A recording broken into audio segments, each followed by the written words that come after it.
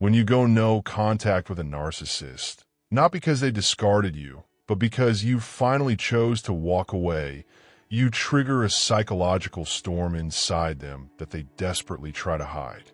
They may pretend they're unfazed, indifferent, even relieved, but beneath that facade they are boiling with rage, humiliation, and obsessive fantasies of regaining control.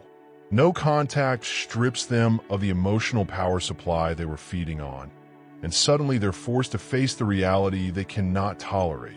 Someone they believe they own has escaped. A narcissist's first hope is that you drown in remorse. They want you to sit alone, questioning your decision, replaying every moment, convincing yourself that you were the problem.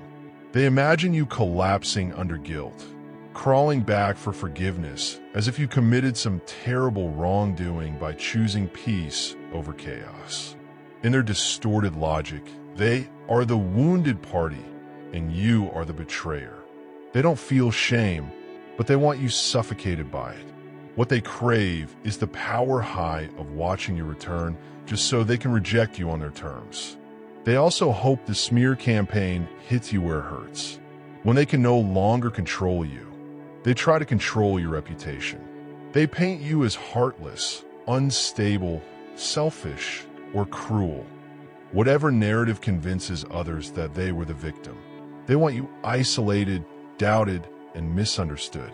In some environments, especially workplace or family systems, this manipulation works. But in many cases, people eventually see through the theatrics and turn away from the narcissist, which drives them into deeper resentment and panic. When they circle back with a Hoover attempt, they hope you'll pretend none of the abuse ever happened.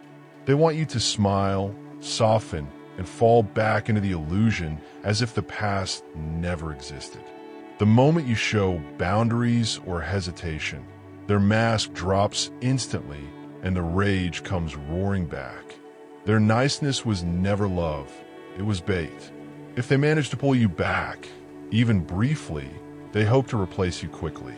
The anger they suppress during hoovering explodes once they feel they've regained control. They want to abandon you or flaunt a new supply to punish you for daring to leave. It's not about the new person being better. It's about proving to themselves that you are disposable. Their cruelty is driven by envy and the need to reassert dominance. Above all, they hope you never recover.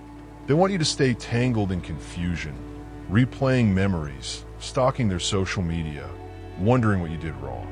They rely on your pain because it feeds their fantasy that they mattered more to you than you ever mattered to them.